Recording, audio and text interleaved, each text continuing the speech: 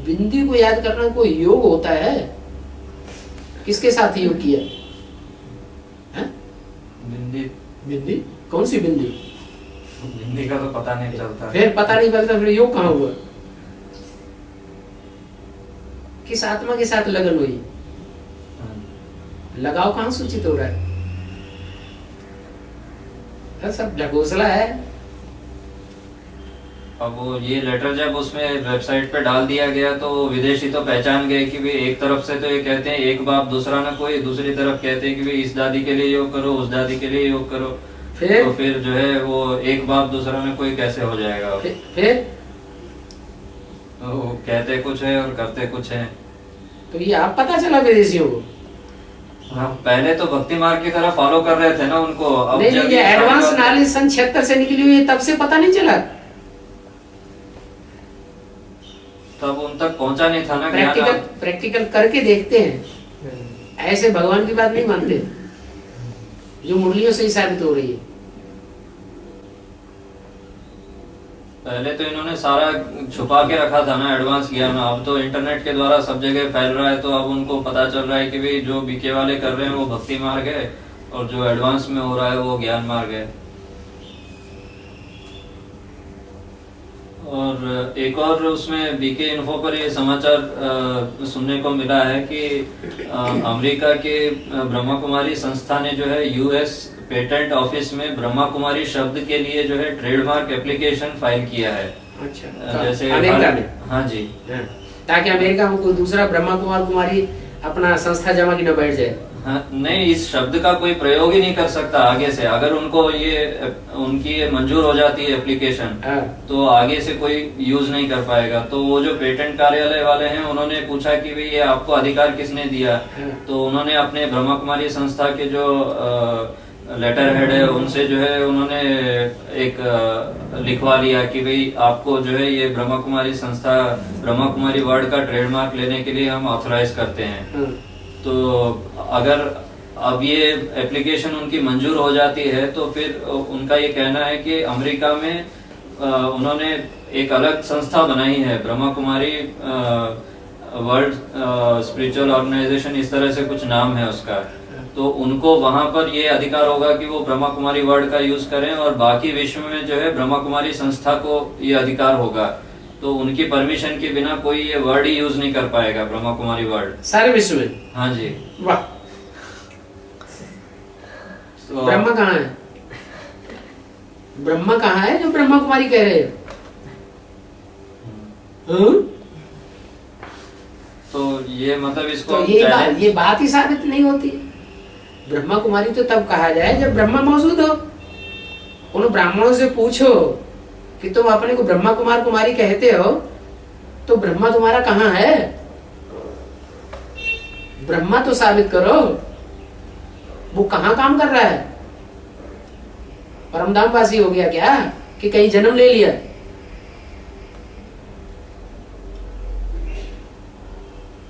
अरे ब्रह्मा ने तो ढेर सारा ज्ञान उसके मुख से सुनाया गया ना, तो वो आत्मा अभी इस सृष्टि पर मौजूद होगी कि नहीं मौजूद होगी? मौजूद होगी। फिर साबित करो। अमेरिका वालों को तो बेवकूफ बनाना बड़ा सहज है, वो तो कुछ भी नहीं जानते बेचारे। तो क्या उनको हम चैलेंज कर सकते हैं चिट्ठी लिख करके कि भी उनको ये ब्रह्मा कुमारी वर्ड का पेटेंट ना दिया जाए? बिल्कुल बिल्कुल झूठा साबित हो जाएगा। पेटेंट देने वाले को झूठे साबित हो जाएंगे।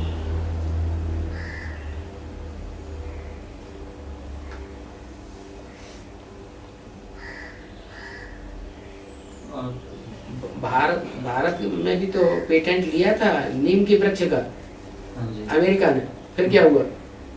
बासमती का भी इसी तरह से, बासमती चावल का भी लिया, फिर क्या हुआ?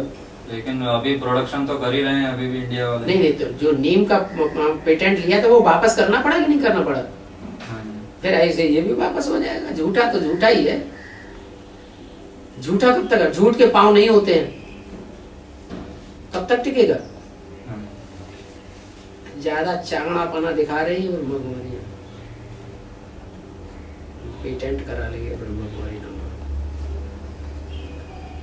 ऐसे ही जो है उन्होंने उदाहरण दिया उस साइट वालों ने कि अमेरिका में कोई हठयोग का गुरु है, उसने जो है वो जिस प्रकार का योग सिखाता है उसने योग के लिए पेटेंट फाइल कर दिया और फिर जो है उसको मिल गया पेटेंट। अच्छा। लेकिन बाकी जो दुनिया की योग की संस्थाएं उन्होंने कहा ये तो हजारों सालों से योग हम करते आ रहे हैं, तो सिर्फ तुमने ही जो योग सिखाया वही योग कैसे हो सकता है, तो फिर उनकी अर्जी जो है नामंजूर हो गई। फिर ये तो सब चलता रहता है, पेटेंट बनाएंगे, पेटेंट स्वीकृत करेंगे, खारिज करेंगे।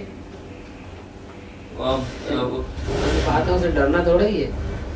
और उससे जो है उनकी ब्रह्मा कुमारी संस्था का झूठ ही साबित होता है कि एक तरफ से वो कहते हैं ये यूनिवर्सल नॉलेज है, फिर और फिर दूसरी तरफ पेटेंट करा रहे हैं। तो फिर हाँ, किसी धर्म का आज तक पेटेंट थोड़ी हुआ कि भाई बौद्ध धर्म जो है इसी देश का है या इस्लाम धर्म इसी देश का है, ऐसा तो नहीं, सारी दुनिया में हर धर्म के लोग होते हैं। फिर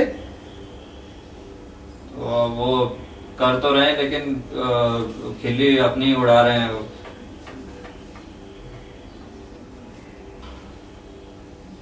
और एक और प्रश्न ये है कि एडवांस के जो ज्यादातर बच्चे हैं उनके पास शास्त्रों का, धर्म ग्रंथों का इतना ज्ञान नहीं है जो कि शास्त्रकारों। तो इतना ज्ञान रखने की जरूरत क्या है जब बाबा ने कहा शास्त्रों में भूसा भरा पड़ा है। सच्चाई तो मैं सुनाता हूँ शास्त्रों में क्या है। तो शास्त्रों में जो सार है वो तो बाबा सुना रहा है। तो बाबा ने जो सार सुनाया है उतना ही शास्त्रों की बातें उठाना अच्छा है या सारा ही शास्त्रों का ज्ञान अच्छा है? सार लेना अच्छा है। सार लेना अच्छा है। भूसे के क्या करेंगे, जानवरों को खिला दो। लेकिन अंत में बाबा ने ये भी कहा है कि वे जब तक दुनिया वालों को प्रूफ प्रमाण ना मिले तब तक वो मानेंगे नहीं। हाँ, तो शास्त्रकारों से या धर्म गुरुओं से अगर हमको ये माने शास्त्र लिखे हुए किसके हैं? भगवान के लिखे या देवताओं के लिखे या मनुष्यों के लिखे हुए? मनुष्यों के लिखे। तो मनुष्यों के लिखे हुए शास्त्रों को प्रूफ मानना ये होशियारी है? जो शास्त्र एक दूसरे का काट कर रहे हैं।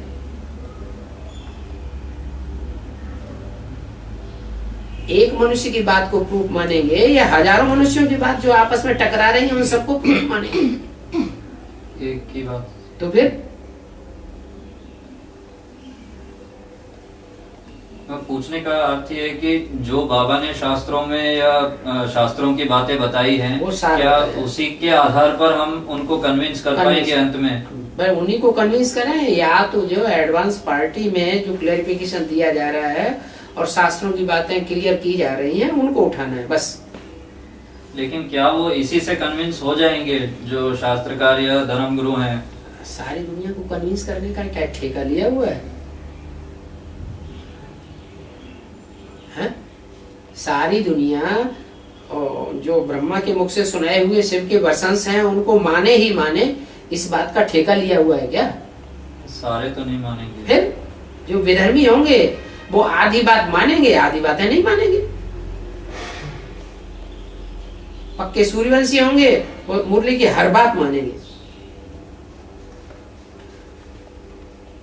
लेकिन ये भी कहा गया है कि सारे धर्म पिता जो है सलामी देने जरूर आएंगे। तो सलामी दो, सलामी लेने से क्या होता है? जब थक गए, सारे जिज्ञासु टूट गए, कोई बचा ही नहीं, तो नाक लटकावेंगे और क्या करेंगे? धर्म गुरुओं की जब सारे जिज्ञासु टूट जाएंगे तो क्या करेंगे? अपने आप नाक लटका के आ जाएंगे।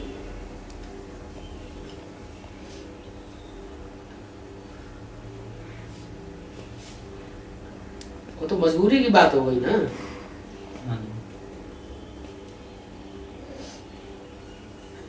और एक और लौकिक दुनिया की दृष्टि से एक प्रश्न है कि मुसलमानों में भी बुर्का प्रथा है और हिंदुओं में भी पर्दा प्रथा है। तो हिंदुओं में तो सिर्फ मुंह ढांकते हैं, चेहरे को ही ढांकते हैं। वो तो ऊपर से लेके नीचे तक, एड़ी से लेके चोटी तक सारा ही कवर कर देते हैं। तो इसकी शूटिंग कैसे होती है यहाँ? महाकाली संप्रदाय नहीं निकलना है? देखा नहीं महाकाली को? है नहीं देखा महाकाली को? हाँ, काली को जो कपड़े वपड़े होते हैं वो काले होते हैं, चेहरा काला होता है, शरीर काला होता है या गोरा होता है? सारा शरीर काला। काला कालीमा से ढका हुआ है। लेकिन हिंदुओं में मतलब ये प्रथा कैसे आ गई? जो इस्लाम धर्म की शूटिंग होती है। आज तो हिंदुओं की बात ही छोड़ो, वो तो हिंदू सारे ही विदेशी हो गए, सारी दिल्ली ही विदेशी हो गई, विदेशियों को फॉलो करने वाली हो गई। अपने स्वरूप को भूल गए तो दूसरों का रूप अपना लिया, संस्कृति शिक्षा सब कुछ तो अपना लिया।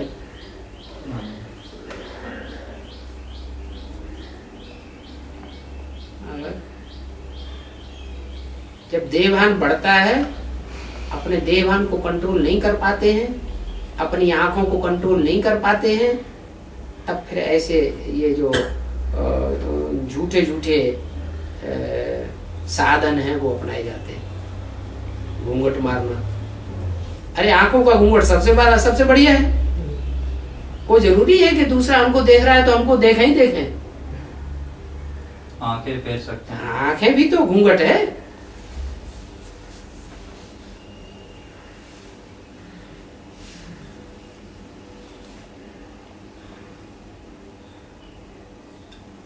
तो जैसे जैसे विदेशियों का संकरण बढ़ता गया, वैसे वैसे भारतीयों में देहभान बढ़ता गया, और देहभान बढ़ने के कारण फिर उन्होंने ये झूठे साधन अपनाना शुरू कर दिए।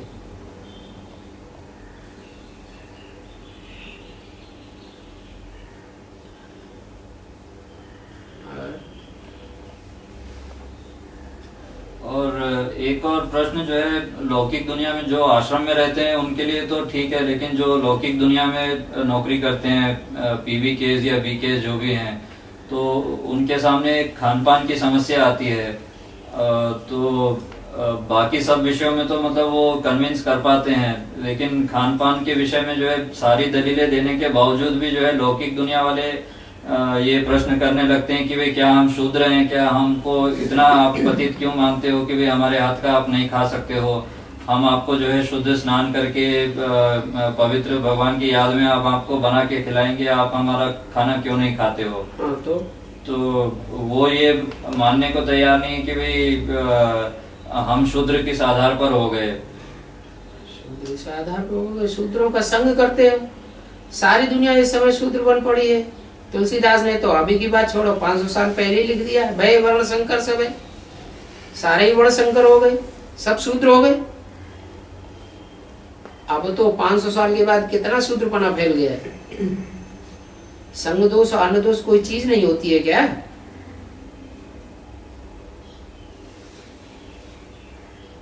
वो ये भी पूछते हैं कि जब आप इतना ऊंचा ज्ञान आप लेते हो तो क्या कोई आपको अगर प्यार से भोजन देता है तो क्या आप उसको पवित्र नहीं बना सकते हो दे करके? ये हर आत्मा की अपनी पावर की बात है। सब आत्मा एक जैसी पावरफुल नहीं है। कन्याओं माताओं को तो और ही ज्यादा संकरण लगता है, और ही भोजन का ज्यादा असर करता है। वो तो अबला है, उनका तन भी अबला है, मन भी अबला है, दृष्टि भी अबला है। और जब तक संपन्न स्टेज पे पुरुषार्थ की न पहुंचे तब तक ऐसे ही चलना पड़ेगा। अपनी सुरक्षा अपने आप करनी पड़ेगी। जितना कायदा करेंगे उतना फायदा होगा। फिर तो संग दोष को भी लपेट लो, किसी का भी संग करो इंद्रियों से, कोई असर पड़ता है? बाबा को याद करो, हो जाएगा, चल जाएगा। पतित आत्माओं का संकरण तो लगेगा। तो पतित आत्माओं का भोजन खाएंगे तो भोजन असर नहीं करेगा, उनका वाइब्रेशन नहीं होता, उनकी दृष्टि नहीं होती है पतित। और कोई हार्ड एंड फास्ट रूल थोड़े ही है, जो कर सके सो करें। जितना कायदा करेंगे उतना फायदा होगा, नहीं करेंगे अपने लिए करेंगे, करेंगे तो अपने लिए करेंगे। बाबा तो किसी के ऊपर कोई कंपल्सन करता ही नहीं है, न कि किसी को सूली पर टांग दिया है। तुम जितना कर सको उतना करो, करोगे अपने लिए करोगे, नहीं करोगे शिव बाबा के लिए कर दोगे क्या? करके देख लो। जब अच्छी तरह गड्ढे में चले जाओ तब फिर मान लेना।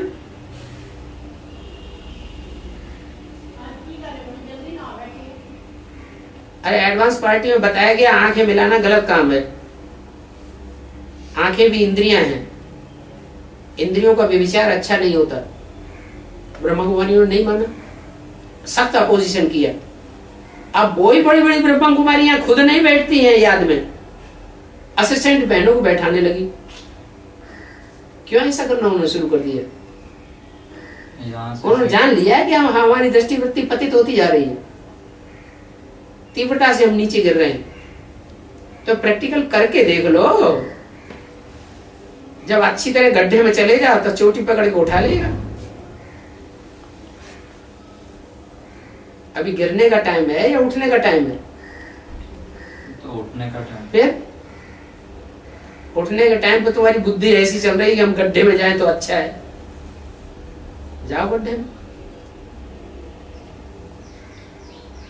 उस चर्चा में मतलब ऐसे भी उदाहरण आते हैं कि कई बीके पीवीके हैं जो मतलब अपने बुजुर्ग माता पिता के हाथ का भी, माता के हाथ का भी खाना मतलब छोड़ देते हैं कि वे इसी कारण से कि बुजुर्ग हो जाते हैं, उनकी बुद्धि, उनकी मेंटेलिटी और ज्यादा विकारी हो जाती है कि निर्विकारी बन जाती है। जो वाइब्रेशन है उनके मेंटलिटी के, वो सारे जीवन के जो विकारी के वाइब्रेशन है वो वृद्ध अवस्था में बढ़ जाते हैं या कम हो जाते हैं? बढ़ जाते हैं। तो फिर उसका असर क्या होगा? अब चाहे माता हो, चाहे बहन हो, या कोई भी हो,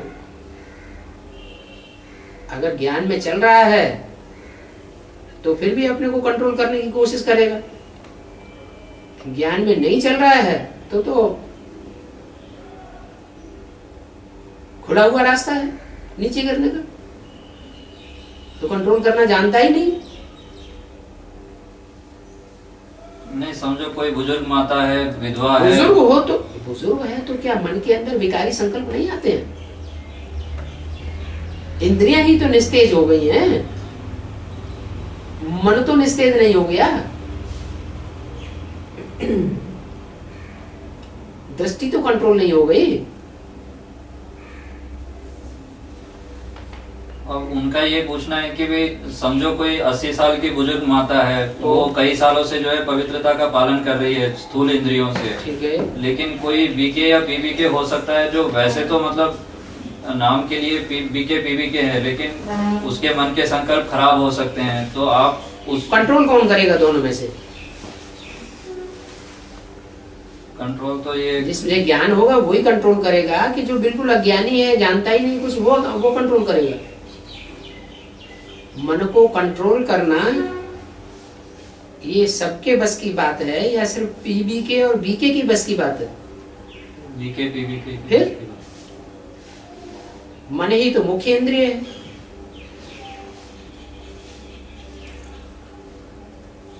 मन को कंट्रोल कर लिया तो सारी इंद्रियां कंट्रोल हो जाती हैं।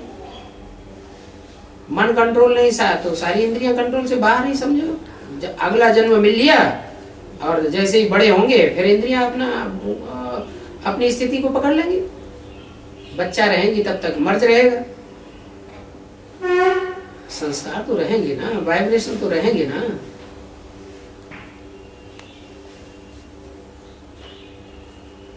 इसी तरह की एक समस्या कुमारों के सामने आती है शादी की।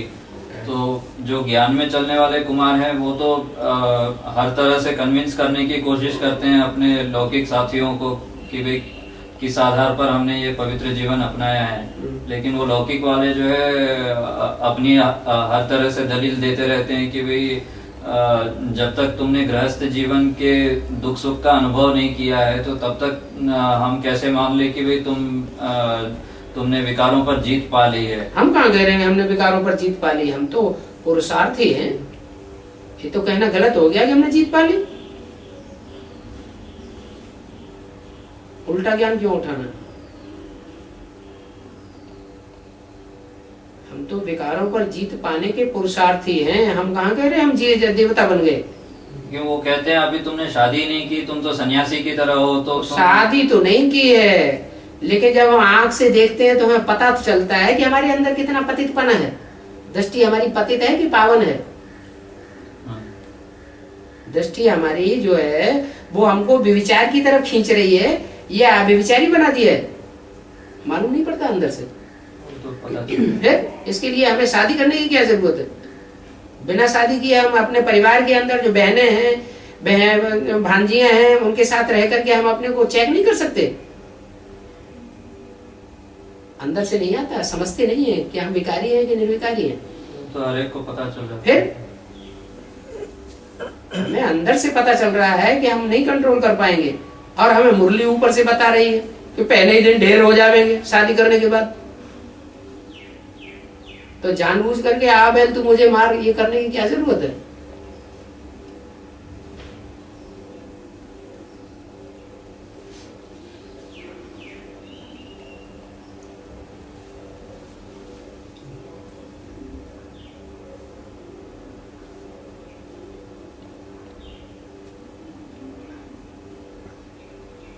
और एक और प्रश्न ये आया है कि क्या बीके पीबीके इसको अपने शरीर को स्वस्थ रखने के लिए क्या वो योगासन या किसी तरह की कसरत या किसी तरह की खेलकूद में हिस्सा ले सकते हैं? ज्यादा टाइम वेस्ट करने की क्या जरूरत है? जितना जरूरत हो उतना, जैसे दवाई लेते हैं वैसे ये भी कर सकते हैं। बीके पीबीके इस दवाई लेते हैं कि नहीं लेते हैं? लेते हैं। तो जैसे दवाई लेते हैं, और अगर आसन प्राणायाम से कुछ फायदा हो सकता है तो वो करना कोई मना थोड़ा ही है। कोई खराब काम तो है नहीं। हाँ।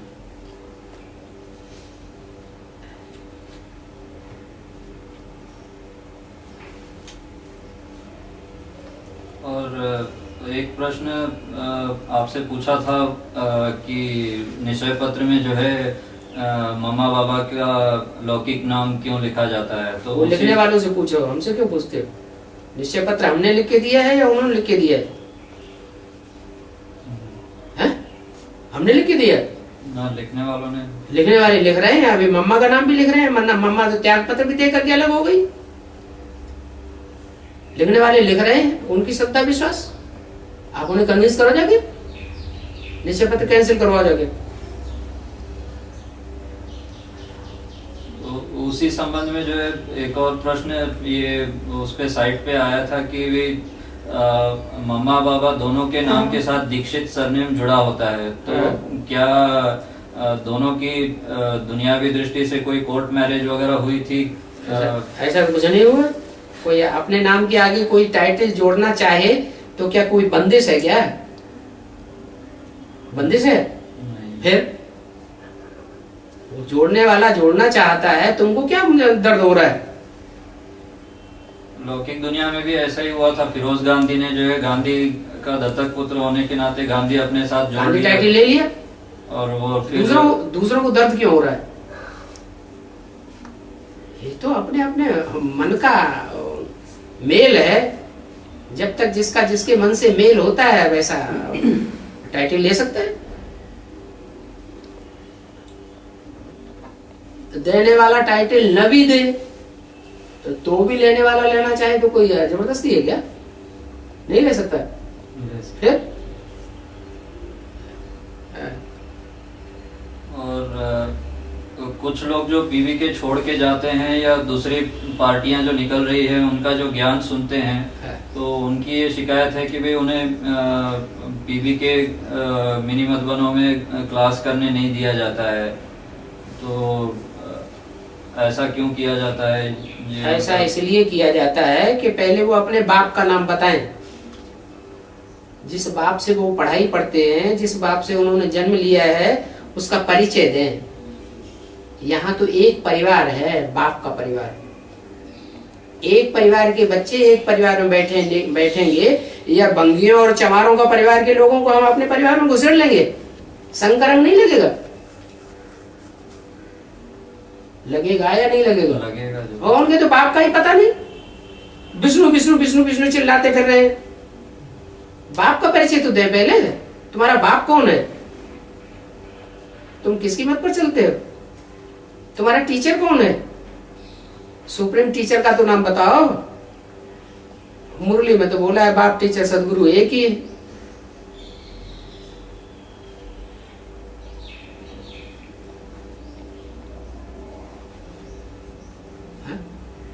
जो पूछने वाले हैं उनके परिवार में दूसरे चोर डकैतों के लोगों को जाकर के बैठाते तो स्वीकार कर लेंगे? नहीं करेंगे। फिर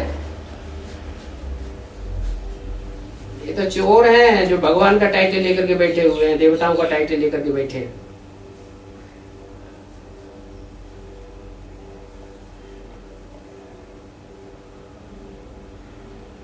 वो ये दलील देते हैं कि भाई जब पीबी के इसको बीके के यहाँ आने नहीं दिया जाता है तब तो आप उनको कहते हैं कि वो गलत है। कारण है ना, बीके वाले जिन्होंने बीके कोर्स लिया है, जिन्होंने बीके की भट्टी की है, उन्हीं को आने देते हैं, या जो ब्रह्मा को नहीं मानते उनको आने देते हैं? जो बीके को मानते हैं। यहाँ तो ब्रह्मा विष्णु तीनों को मानने की बात है। तीनों का परिचय दो, त्रिमूर्ति बाप का परिचय दो और आकर के बैठो।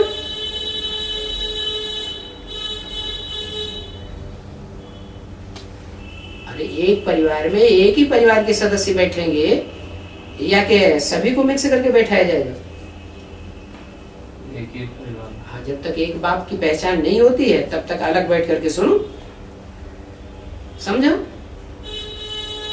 जब तुम्हें निश्चय हो जाए तब निश्चय पत्र लिखना, माफीनामा लिखना कि हम दो दो बाप तीन तीन बाप बनाए बैठे हैं। जो किया है वो लिखना तो पड़ेगा ना, तो लिखो। हम झूठी बात तो नहीं लिखवा रहे।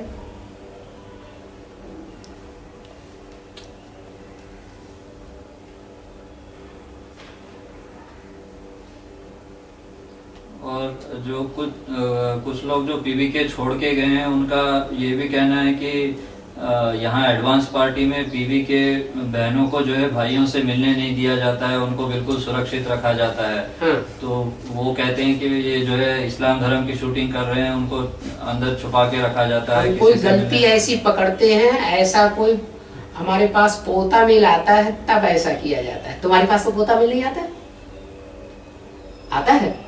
फिर बाप को जब पता चलेगा कि बच्चा ऐसा शैतान है, ऐसा निकम्मा है, बाप की डोर पात गवाने वाला है, तो उस बच्चे को बच्चियों से बचाएगा नहीं? बच्चे को बच्चों से, ऐसे दुष्कर्म करने वाले बच्चों से नहीं बचाएगा।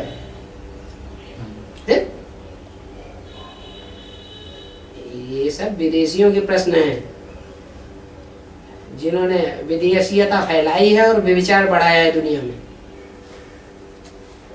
बाप तो अभी निर्विकारी दुनिया बनाने आया है, अब व्यभिचारी दुनिया बनाने आया है।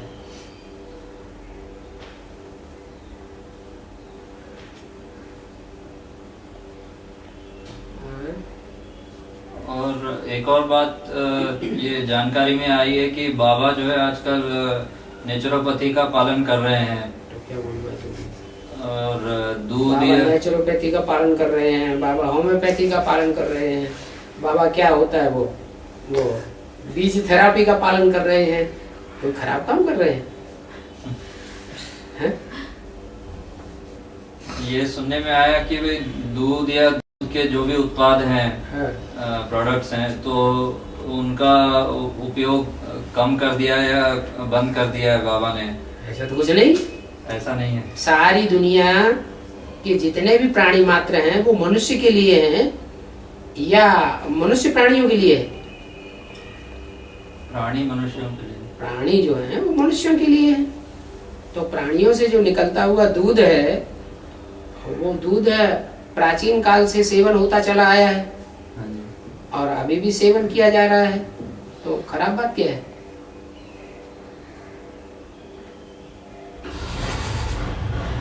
दूध तो दूध है, वो कोई मांस तो नहीं है, खून तो नहीं है। दुनिया में भी कुछ लोग ये अभियान मतलब उन्होंने चलाया हुआ है कि भाई दूध जो है केवल बछड़े के लिए ही होता है, उसको आदमी को नहीं पीना चाहिए। लेकिन आदमी पीता तो आ रहा है। पीने से फायदा हो रहा है या नुकसान हो रहा है? तो फायदा ही हो रहा है। वो तो फायदा हो रहा है तो उनको तकलीफ क्या हो रही है? वो ये कहते हैं कि भाई हाँ, वो ये कहते हैं कि आजकल कलयुगी दुनिया में जो है दूध निकालने के लिए गायों के साथ बहुत अत्याचार किया जाता है, कई इंजेक्शन उनको लगाए जाते हैं। और कीड़ों को और तो मच्छरों को मार रहे हो, उनके साथ अत्याचार क्यों कर रहे हो? मक्खियों को मार रहे हो तो इतनी दवाइयां डाल डाल करके उनके साथ अत्याचार क्यों कर रहे हो? कीड़े मकोड़े जानवरों के लिए बड़ी वो सहानुभूति पैदा हो रही है, मनुष्यों के लिए सहानुभूति पैदा नहीं हो रही है। अरे जानवर भी अपने जात के लिए मरते हैं, तुम तो मनुष्य हो। मनुष्य होकर के मनुष्य की सेफ्टी नहीं की बात नहीं करते, जानवरों की बात सोचते हो। जानवर बुद्धि हो।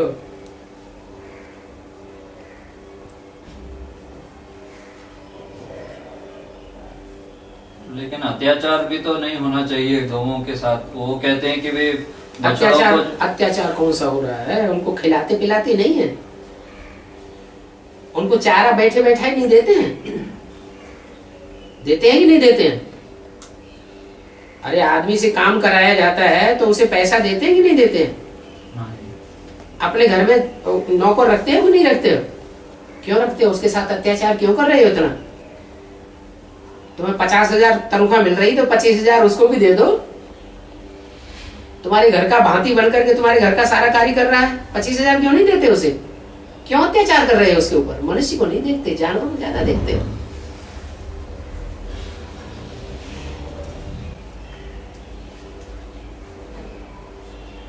प्रश्न है। हाँ जी, कि यहाँ जो इधर आ जाओ सामने। क्यों?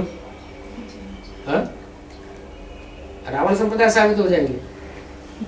आवाज तो आ ही जाएगी। एक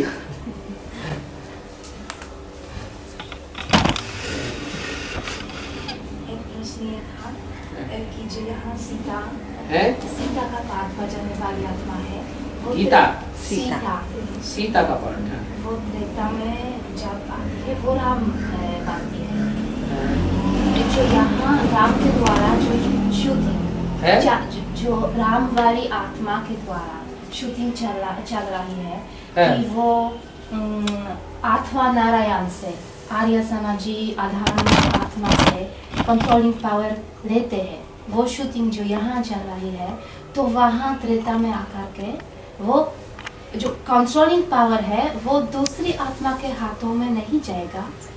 जैसे जो यहाँ शूटिंग चल रहा है एक आत्मा के द्वारा, तो वो जो बदलाव हो जाएगा, सीता राम बनेगी और राम सीता बनेगी। तो जैसे वहाँ जो जो होगा तो दूसरी आत्मा के द्वारा हो जाएगा, ऐसा नहीं होगा। मूल प्रश्न क्या है, समझ लिया आपने? नहीं, मैं भी समझा नहीं। यहाँ जो सीता जो राम की आत्मा के द्वारा जो शूटिंग चल रही है कि राम वाली सोल, राम वाली आत्मा आर्य समाजी आत्मा से वो कंट्रोलिंग पावर लेते हैं और वो पावर लेकर वो त्रेता की स्थापना करते हैं। तो वो शूटिंग यहाँ राम के द्वारा चल रही है। लेकिन यहाँ जो समझ गया, राम वाली आत्मा जो रावण संप्रदाय से लेती है, माना आखिरी नारायण से जो लेती है, वो अपनी पावर से लेती है या आधी पावर विजयमाला की आती है प्योरिटी की तब लेती है? प्रैक्टिकल में कब लेती है? प्योरिटी के पावर का आधार पर। तो हिस्सा नहीं देना पड़े, हिस्सा लेना पड़े, अर्धांगिनी बनाना नहीं पड़े, तो बस बात हल हो गई। इनका पूछना ये कि यहाँ तो राम वाली आत्मा लेती है, राम वाली आत्मा नहीं लेती है। राम वाली आत्मा उसके सहयोग से लेती है, तब प्रैक्टिकल होता है। लेकिन तो प्रैक्टिकल किसने लिया? प्रैक्टिकल में पास कौन हुआ, राम वाली आत्मा या सीता वाली आत्मा? सीता वाली आत्मा। तो वही लेगी। तो वहाँ वो राम बनेगी, राम बनेगी। वहाँ आखिरी नारायण से वो गद्दी लेगी। हाँ, तो 21 जन्मों का कॉन्ट्रैक्ट है। हम तुम्हारे सहयोगी बने, तुम हमारे सहयोगी बनो। अर्धांगिनी का मतलब क्या है? राजा का ही राजी चले, रानी का राजी नहीं है। वो भी और यहाँ तो एक जन्म में स्त्री, एक जन्म में पुरुष बनना ही बनना है। हाँ, लेकिन ये प्रश्न भी है कि जो एक आत्मा के द्वारा जो शूटिंग यहाँ चल रही है, तो क्या शूटिंग चल रही है? क्या उन्होंने प्रैक्टिकल में ले लिया? प्रैक्टिकल में राजाई लेने की शूटिंग चल रही है, राम वाली आत्मा प्रैक्टिकल में ले पाती है? खुद नहीं ले पाती, आधा हिस्सा उधर देना पड़ेगा। यही बात है, सीता वाली आत्मा राम बनेगी, राम वाली आत्मा सीता बनेगी, दोनों का राज्य कहा जाएगा, राम सीता का राज्य। और दूसरा प्रश्न ये था कि यहाँ जो हमारा संबंध है माता पिता और भाई बहन, वहाँ बौद्ध धर्म में भी सतयुग त्रेता युग में वही संबंध रहेगा। बाबा कहते हैं हल्के संबंध। तो प्रश्न ये है कि अष्टदेव कृष्णा के परिवार में वो कृष्णा के लिए कौन होंगे? अष्टदेव कृष्णा के परिवार में जो उनका पालन करेंगे वो कृष्णा के लिए कौन होंगे? जैसे राम वाली आत्मा पालन करने वाली है, वैसे वो भी पालन करने वाले होंगे, संगी साथी। संबंध कैसे होगा? कोई संबंध की क्या जरूरत है? संबंध जबरदस्ती लगाना जरूरी है? कौन से कृष्ण की पालना की बात कर रहे हैं आप? सतयुगी कृष्ण की अष्टदेव पालना करेंगे? यहाँ शूटिंग होगी, तो जो यहाँ शूटिंग होगी संगम युग में, तो वही वहाँ रहेगी। तो अगर हम संबंध कहते हैं परिवार में, तो परिवार में बाप माता पिता है और भाई बहन। भाई बहन है, राधा कृष्ण आपस में भाई बहन है, और माँ बाप तो माँ बाप है। और वो आत्माएं किस रूप में है? और वो आत्माएं किस रूप में होंगी? संगी साथियों के रूप में। माता जी पूछ रहे हैं कि क्या वो भी परिवार के सदस्य होंगे? अष्टदेव वहाँ पर संगी साथियों के रूप में परिवार के सदस्य नहीं होंगे, क्योंकि परिवार तो सीमित होता है वहाँ पर। सीमित परिवार होता है, संगी साथी होंगे। और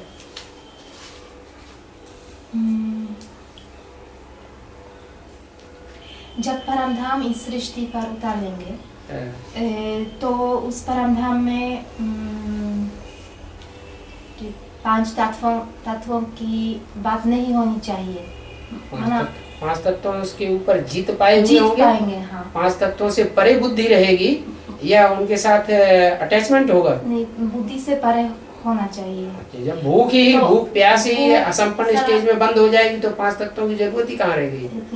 एक प्रश्न यहाँ है, सांस लेना छोड़ना, माना हवा जो एक तत्व है, जब याद में हम बैठते हैं तो अनुभव करते हैं, जब गहरी याद होती है तो श्वास प्रश्वास भी धीमी हो जाती है। तो जब लास्ट स्टेज पहुंचेगी तो श्वास की भी हमें दरकार नहीं है।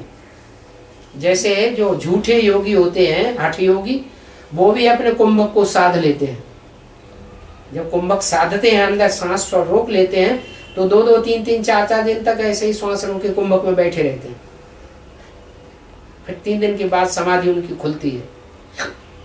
तो उनमें जब इतनी पावर आ जाती है तो हमारी में इतनी पावर नहीं आएगी कि हम श्वास के बगैर रह सकें। क्या बड़ी बात होगी?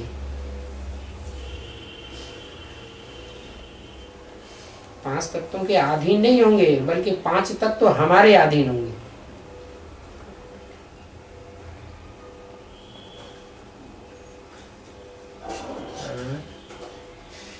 और एक प्रश्न था कि सिर्फ हिंदू आत्माएं कन्वर्ट हो जाते हैं। कौन आत्माएं? हिंदू, माना देवता सिर्फ हिंदू ही कन्वर्ट होते हैं।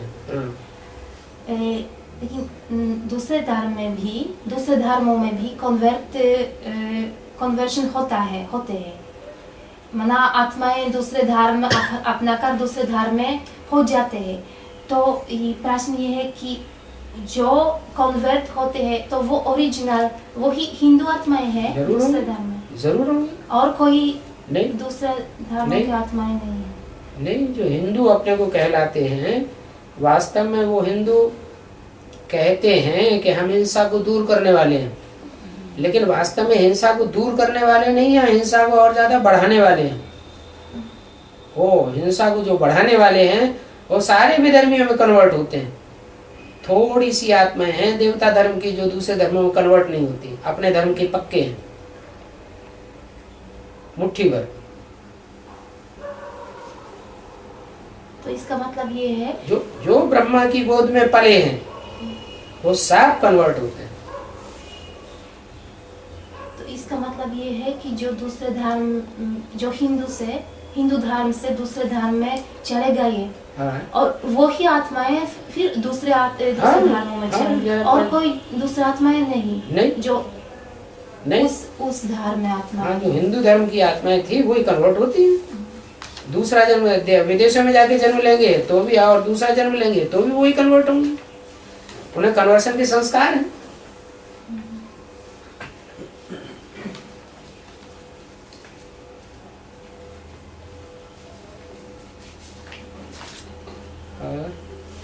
अभी जो त्रिमूर्ति का नया क्लैरिफिकेशन दिया जाता है अभी मुरलियों में, क्लैरिफिकेशंस में या वार्तालाप में, तो कोर्स सुनाते समय, कोर्स देते समय वही नया क्लैरिफिकेशन के अनुसार सुनाना है या जो पुरानी वर्जन था उसके अनुसार? जब ज्ञान में अल्टरनेशन, करेक्शन होता रहता है तो करेक्ट चीज ही उठाना चाहिए बाद वाली, या पुरानी चीज ही बताना चाहिए?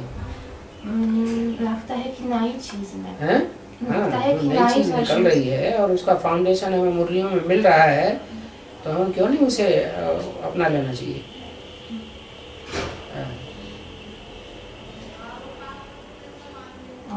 और एक प्रश्न है कि जैसे बाबा समझाते हैं कि सतयुग में सिर्फ दिन होगा, रात नहीं होगी, और इसके लिए मिसाल देते हैं जैसे उत्तर ध्रुव और दक्षिण ध्रुव में 6 महीनों तक लगातार दिन और रात होती है। तो ऊपर से देखा जाए, साइंस विज्ञान के आधार पर हम देखा जाए तो ये इसलिए होता है कि पृथ्वी का जो दूरी है वो तिरछ है। तो तिरछी वो सीधी नहीं हो सकती? सीधी हो सकती है, तिरछी के मुकाबले बिल्कुल उल्टी नहीं हो सकती। उल्टी बिल्कुल कुछ भी हो सकता है। तो इस प्रश्न ये है किस पोजीशन में पृथ्वी होनी चाहिए, ताकि किस पोजीशन में वो दूरी होनी चाहिए? ये तो जिस पोजीशन में जब होगी तभी पता चलेगा, अभी पता नहीं चल सकता। एक मिसाल दिया कि जब उत्तरी ध्रुव में 6 महीने का दिन हो सकता है तो आधा कल्प का दिन क्यों नहीं हो सकता षष्ठी रूपी रंगमंच पर?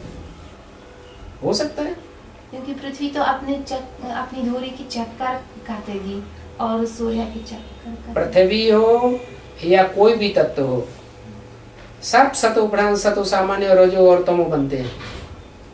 तो पृथ्वी भी ऐसी स्टेज पकड़ती है जहाँ दिन ही दिन होगा, लेकिन जम्बू द्वीप में होगा, भारतवर्ष में होगा, पूरे सागर में नहीं होगा। सारी दुनिया सागर में डूब जाएगी, वहां अंधेरा रहेगा।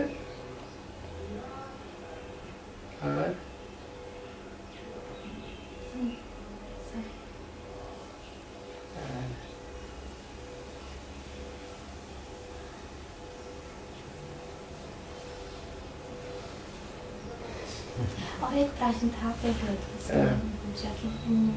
जैसे मुरली में कभी कभी बाबा बताते हैं हम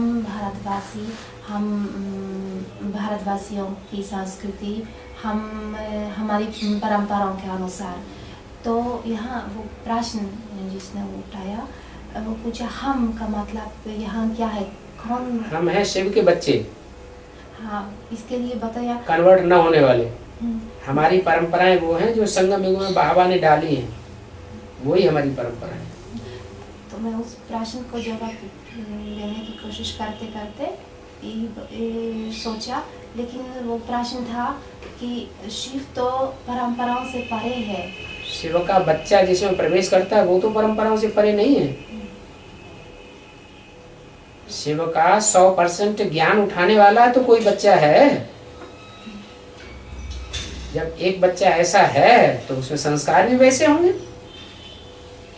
बाबा माता जी ये पूछ रही कि जैसे प्रजापिता वाली आत्मा है वो तो सारे विश्व की बाप वाली आत्मा है, तो फिर वो ऐसा क्यों कहती है कि भाई हम भारतीय, हमारे भारत में ऐसी परंपरा है, हमारा भारत जो है ये वर्ड क्यों यूज करती है, जबकि वो सारे विश्व का पिता है। यूज करती है कि भारत में ही स्वर्ग बनाना है, विदेशों में स्वर्ग नहीं बनाना है। और जो अपने को विदेशी समझते हैं वो पहले ये पक्का करें कि आत्मा स्वदेशी विदेशी नहीं होती है, शरीर स्वदेशी विदेशी होता है। वो देवान में आकर के बोल रहे हैं, वो देवान में आना बंद कर दें और अपने को आत्मा समझें स्वदेशी। वो क्यों अपने को विदेशी आत्मा समझते हैं? आत्मा स्वदेशी विदेशी होती है क्या? पक्का है? देख, शरीर स्वदेशी विदेशी होता है।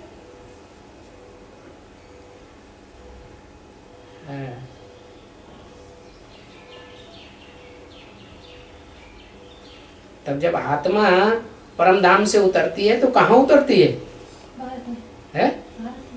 भारत में उतरती है। तो क्या कहेंगे? कोई आत्मा ऐसी है जो भारत में नहीं उतरती? द्वापर युग से बहुत सी आत्मा है जो विदेश में जाके उतरती है।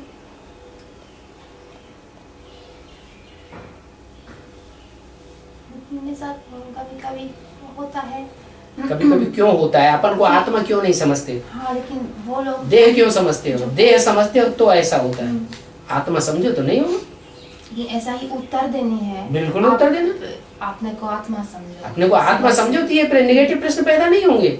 नकारात्मक जो है भाव तभी पैदा होते हैं जबकि हम देवभान में होते हैं। या तो 5 तत्वों से हम प्रभावित हैं, या तो माया से प्रभावित हैं, या तो दोनों से प्रभावित हैं, तो हमारे अंदर नकारात्मक संस्कार पैदा होते हैं, भाव पैदा होते हैं। अगर हम आत्मिक स्थिति में रहें तो नकारात्मक संस्कार पैदा ही नहीं होंगे। वहाँ मतलब विदेश में लोगों से बातें करते समय, ज्ञान समझाते समय, तो वो ऐसे प्रश्न अक्सर आते हैं। घड़ी घड़ी इसीलिए तो मुस्लिम का घड़ी घड़ी याद दिलाते रहो तुम आत्मा हो। भगवान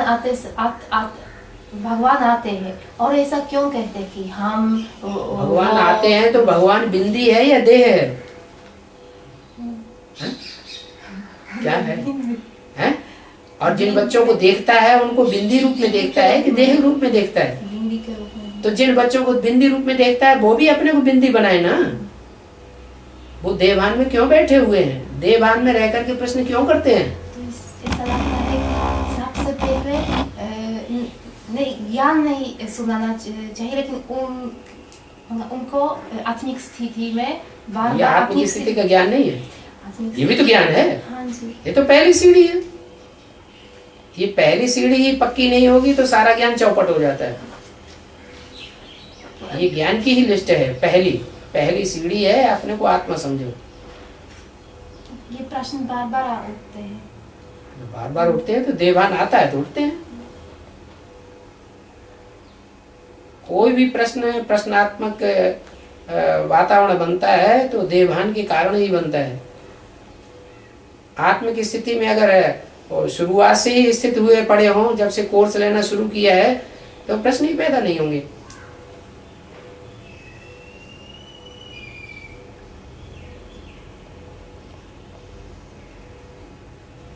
औरों से प्रभावित होते रहते हैं तो देवभान आ जाता है।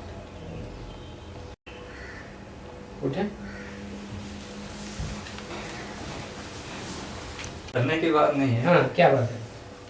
वो पर्सनल प्रश्न के रूप में था, इसलिए। पर्सनल प्रश्न तो क्या है? तो प्रश्न है। आप जैसी आत्मा का ग्रुप और नहीं होगा ना, तो उनके अंदर पैदा होते रहेंगे, उनका समाधान नहीं करोगे। वो जो शुरुआत में हमने सुना था कि भाई जो संस्कृत की गीता है उसकी भी व्याख्या बाबा ने करवाई थी और मम्मा से लिखवाया था वो सारा किसी डायरी में। तो क्या वो भी शुरुआत में लिखवाया था? ये किसने कहा? मतलब 76 के बाद। 76 के बाद माना एडवांस पार्टी में। हाँ जी। हाँ। तो वो क्या सबके सामने कभी आएगा वो? क्यों नहीं आएगा? जब दूसरे धर्म वाले, दूसरे मत मतांतर वाले अपनी गीता उन्हीं श्लोकों का अर्थ बता सकते हैं, तो जो एडवांस ज्ञान सच्चा है उस सच्चे ज्ञान के अनुसार उन गीता के श्लोकों का अर्थ नहीं किया जा सकता। मतलब अभी फिर नए सिरे से बाबा उसकी व्याख्या करेंगे, या जो उस समय परिपक्व स्टेज में जब ज्ञान पहुंचेगा तो उसकी व्याख्या भी मिलेगी। लेकिन वो जो लिखी जा चुकी है, गीता के जो श्लोक लिखे गए हैं वो तमो प्रधान दुनिया में लिखे गए हैं या आदि में लिखे गए थे? आदि में शास्त्र भी सतो प्रधान थे या तमो प्रधान थे? सतो प्रधान। सतो प्रधान ही है।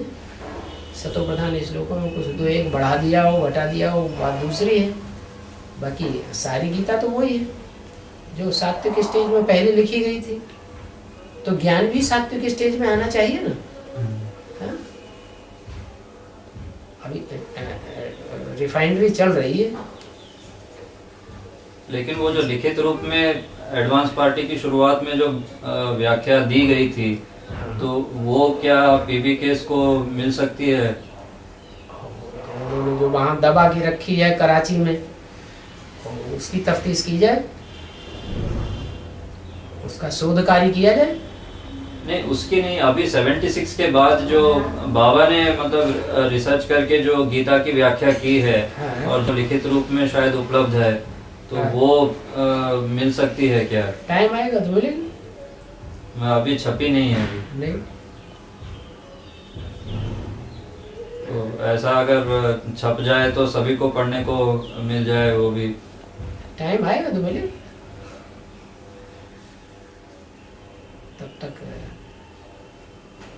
हर चीज ड्रामा में नूद है।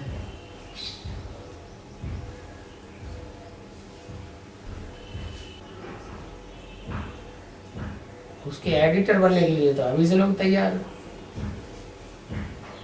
हमें दे दो तो हम एडिटर बन जाए, एक अधिकार हमारा बन जाए।